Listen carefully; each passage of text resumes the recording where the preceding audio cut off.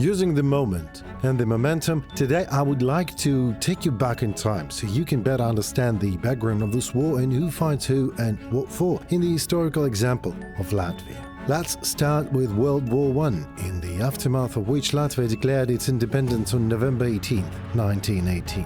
After a prolonged war of independence against Soviet Russia, the predecessor of the Soviet Union, please remember that, as it is crucial for the understanding of the whole thing, the two countries signed a peace treaty on August 11, 1920. In its Article 2, Soviet Russia, I quote, "unreservedly recognizes the independence and sovereignty of the Latvian state and voluntarily and forever renounces all sovereign rights to the Latvian people and territory."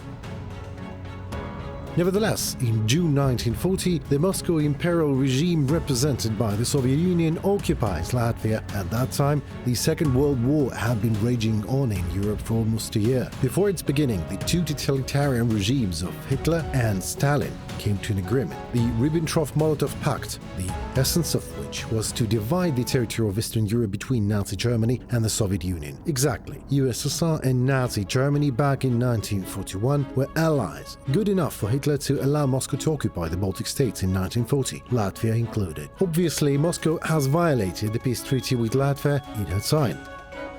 And obviously, just as the violated peace treaty is still in effect de jure, the Russian Federation is the heir of the long-sunk into oblivion empire of the Soviet Union de facto. Russia today is as Soviet as it once was. Same rigid power vertical, same oppressive regime, same territorial greed and delusions, maniacal pursuit of to be prevailing in terms of violence and not science, technology and social sphere. Same lies on the industrial scale, and same absolute negligence to human life. Russia today is a Soviet Union.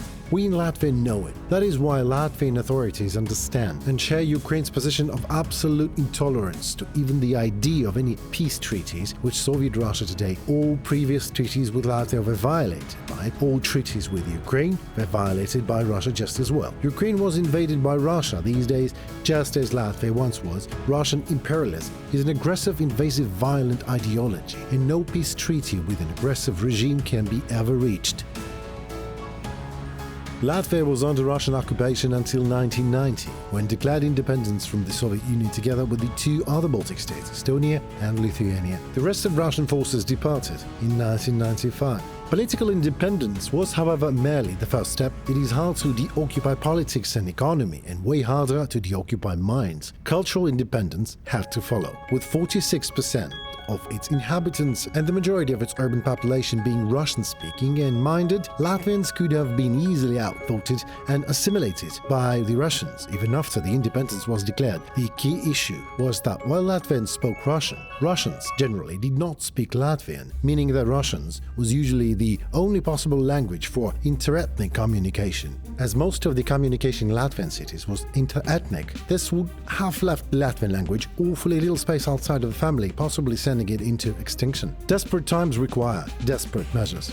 Latvian was declared the sole official language for most public signs and activities. Only those of the Soviet settlers who were fluent in Latvian received citizenship. A third of Russians repatriated to Russia, but hundreds of thousands remained to live in Latvia, rendered stateless until they would decide to take Latvian language exam, which most have refused to do. As the new generation grew up, Latvian language took a weak hold once again in the cities and culture. However, this came at the expense of national cohesion. Russians felt and actually were excluded from the new Latvia that was more and more inclining towards Europe. These Russians clung to their privileged Soviet past, celebrating Soviet festivals, history and political ideas and narratives. Latvia also strove for economic independence. Its outdated Soviet factories were built for the Soviet rather than local needs. Outcompeted by Western goods and pushed out to the Western markets, they went bankrupt one after the other, sending the economy into deep crisis in the 1990s. But economic freedom did wonders, and young Baltic entrepreneurs put the economy back on track within a decade, filling the cities with new malls and office buildings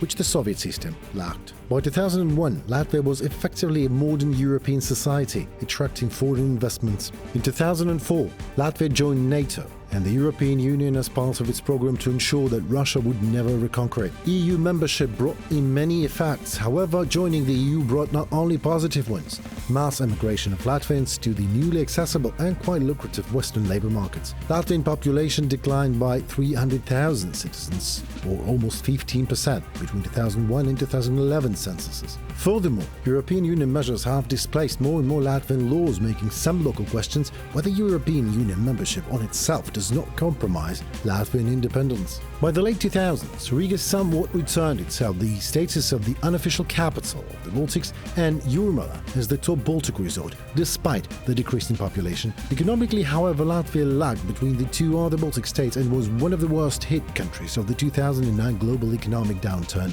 It took time, but Latvia did it. Today it is the EU, it is NATO. The memory of what Soviet Russia was and is in the face of its higher Russian Federation is not and will never be forgotten. Moreover, it was exactly that memory that led to the removal of Soviet-era monuments. Latvia has separated the Latvian Orthodox Church from the Russian Orthodox Church and banned some Russian TV broadcasts. But the most significant changes anchored in new laws are the pending elimination of the Russian language from standard schools curricula and the establishment of the Latvian as the only language in which to impart education. The use of Russian in airports, train stations and several commercial establishments has also been prohibited. So, what is going on in Latvia these days? Why does the country spend 1.4% of its GDP in favor of Ukraine? So the ex-Soviet colony back in the day and today a modern European country of Latvia. How does the traumatic post-Soviet past affect the present and the future of the country? Let us talk to someone who hopefully knows.